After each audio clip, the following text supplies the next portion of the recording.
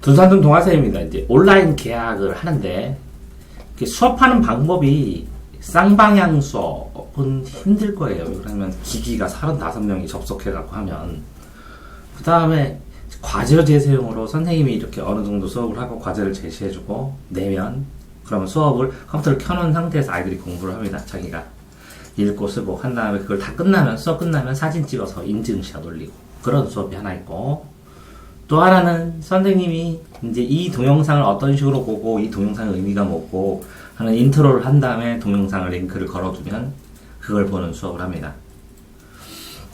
또 하나는 이제 선생님이 이렇게 한 명씩 불러가지고 공부하라 그러고 대면 상담하는 것처럼 1대1 컨설팅을 하면서 질문하면 답변하고 뭐 이런 수업을 합니다.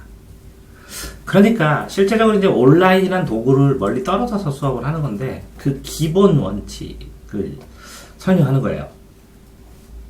첫 번째는 이 시작에서 교재를 읽고 수업을 듣지 않으면 이게 인강 듣는 법, 그 동아쌤 인강 듣는 법 9가지 조언 이렇게 보면 유튜브에 올렸는데, 교재를 먼저 읽고 읽는데 이제 수준에 따라서 3번 읽는 사람, 가장 좋으면 7번 정도 읽는 사람, 좀 많이 읽는 사람은 10번 정도 읽고, 그러면 그 다음에 수업을 들어야 이 수업을 집중을 안 하더라도 내가 집중해야 될 것을 알게 돼요. 교재를 7번 읽으면. 그런 다음에 교재를 읽고, 이게 수업은 뭐냐면 흐름만 한번 정리 차원으로 수업을 듣는 거예요. 그 예습 자체가 교재 읽는데 다 끝나는 거야. 그러니까 꼭 이게 제일 원칙이에요. 이게 시작도 못하는 거예요. 이게 안 되면. 교재를 읽고 수업 들어야 되니까 홈페이지 이런 데다가 교재를 다운로드 해주면 적어도 3번 이상 읽고 수업을 들으셔야 돼요. 여기다 아무리 체크를 해도 선생님은 확인할 수가 없거든요. 나중에 뭐 다른 애들도 보는 것도 아니니까 어떤 자료든 다운받아서 출력해서 3번 이상 읽고 수업을 들으셔야 돼요. 첫 번째. 두 번째는 이렇게 읽고 수업을 들으면 수업 중에 또 중요한 걸 계속 읽을 수 있어요. 적어도 볼펜을 막 켜지는 않더라도 손은 움직이면서 들으셔야 돼요. 안 그러면 집중력이 깨져요. 딴 생각하고. 그러니까 적어도 뭐를 움직이라고요? 손은 움직이셔야 되고, 그 다음에 이게 내용이 쉽다 그러면 그냥 노트 정리하면 돼요. 1시간 내내.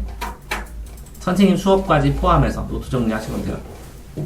이게 집중력이 좋지, 앉아가지고 하루에 7시간을 앉아서 컴퓨터를 계속 보는데 집중을 한다? 거의 불가능하거든요. 근데 노트 정리를 7시간 한다? 할 수 있거든요. 노트 정리해놓으면 나중에 공부하기 편하니까.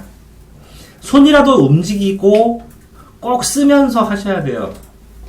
화면 앞에 있고 선생님 소리 가끔가다 듣고 그러면서 계속 노트 정리하면 되거든요. 그 소리를 아주 크게만 안 해놓으면 충분히 본인이 집중하면서 쓸 수 있으니까 컴퓨터 켜고 손을 움직이고 쓸 수 있는 공간을 만들어 놓고 교재 펴놓고 그 다음에 듣기 시작하셔야 돼요. 자, 세 번째는 할 수 없이 듣는 이유가 이렇게 시험의 힌트를 찾아야 돼요. 이렇게 수업을 하다 보면 어차피 중간고사하고 기말고사 본다고 그랬으니까 시험의 힌트, 주안점 이렇게 줄 수밖에 없거든요. 그러면 시험과 관련됐다 그러면 무조건 빨강색으로만 써놓으셔야 돼요. 빨강색은 시험과 관련되는 건 빨강색 위에는 안 쓰는 거예요. 그래서 시험은 무조건 시험과 관련된 느낌만 들으면 무조건 빨강색이에요. 왜 그러냐면 이렇게 인터넷에다 대놓고 힌트를 넣어주고 시험을 내주면 나중에 문제가 없거든요. 인강 수업 보라고 이거 다 녹화하거든요. 왜 녹화하냐면 그러니까 온라인 수업 기기가 없어서 못 듣는 학생, 그 다음에 나중에 이제 빠져가지고 본인이 못 들었다고 하는 학생들, 이런 사람들 보충 수업 뭐 이런 것들 있죠. 이런 것 때문에 수업 자체를 녹화해야 되거든요. 수업을 하게 되면 선생님들이.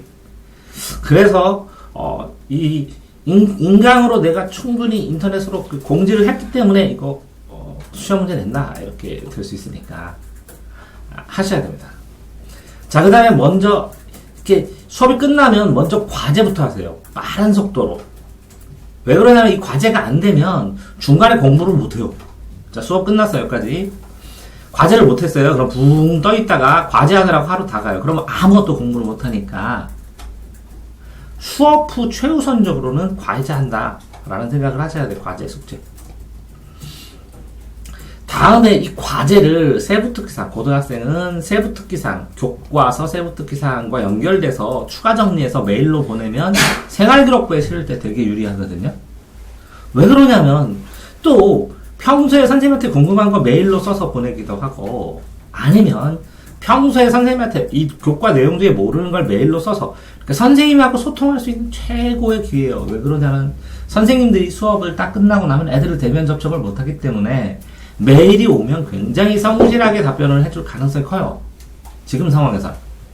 그 다음에 애들도 몰라요. 메일 왔는지 갔는지. 그러니까 각 과목마다 선생님과 메일을 활용해서 이거 선생님 뭐예요? 그러면 화상통화로 할 때, 화상으로 설명할 때, 수업할 때 설명을 해줄 가능성도 굉장히 커요. 저희 아예 화상 수업을 하는. 그러니까 이제 지금 얘기를 하는 거예요. 화상 수업도 하는 거.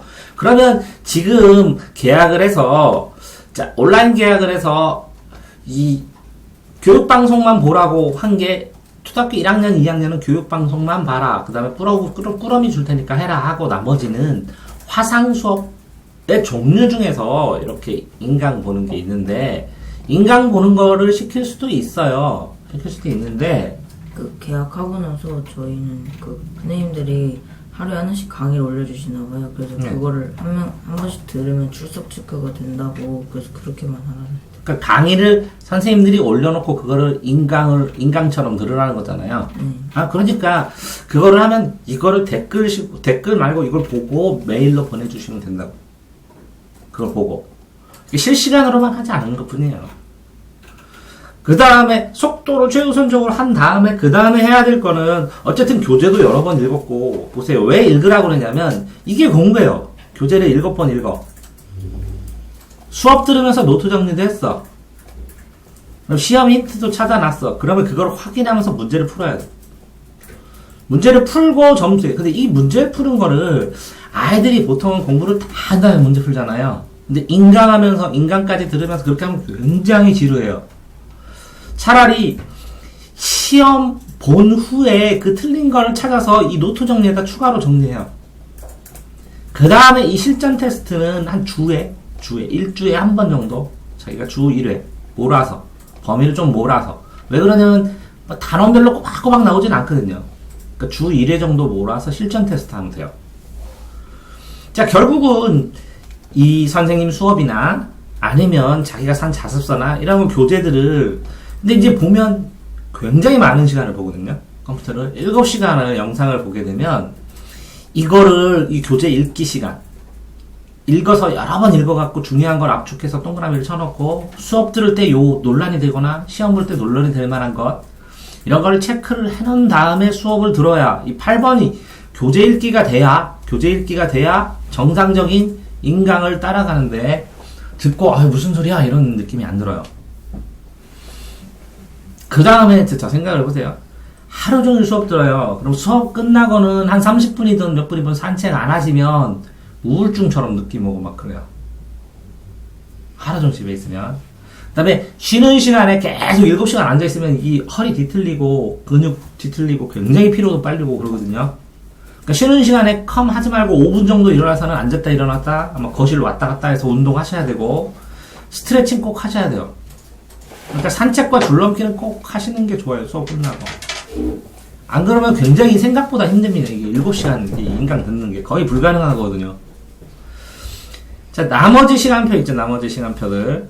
다른 시간표들 있잖아요. 그다음에 숙제도 그렇고. 그러니까 무슨 얘기냐면 수업 시간표 여기 끝났으면 나머지도 시간표는 어느 정도 짜시는 게 좋아요. 이 짠 시간표로 해서 그러면 하루의 시간표, 일주일 시간표가 다 나오죠. 근데 대신 이거는 완전 정해진 시간표라면 요거는 이 시간표 사이사이 중간 시간에 이렇게 자유시간을 줘요. 네모 시간. 아무것도 안 정한 시간. 그래서 밀리거나 숙제가 모자라면 요 시간에 해요. 그러니까 어떤 날은 이 시간, 어떤 날은 아니면 몇 시부터 몇 시때까지는 자율공부 이렇게 놓고 하시면 돼요. 그 다음에 과제요. 과제. 탁상용 갤린더에다가 날짜 마지노선 안 써놓으면 나중에 막 뒤엉켜가지고 나중에 빼먹고 그러거든요. 그러니까 탁상용 캘린더에다 꼭 숙제를 써놓으셔야 됩니다. 자, 그러니까 왜 이렇게까지 말씀드리냐면 이게 안 해보면, 저 같은 경우에는 아침에 10시부터 저녁에 10시까지 컴퓨터에 앉아있는 적도 있잖아요. 근데 저 보면 왔다 갔다 하잖아요. 안 그러면 못 앉아 있어요. 나중에는 이게 이 컴퓨터 속에 내가 빨려 들어가는 것 같아서 윙 돌아요. 그런데 그걸 수업을 하고 내용을 받아들이고 이렇게 하는 게 정말 힘들거든요. 그러니까 이게 아무것도 아닌 것 같지만 온라인 계약 후에 학습에서 이걸 꼭 지켜줬으면 하는 기본 원칙이니까 한 번쯤 생각해 보시기 바랍니다. 동아쌤입니다.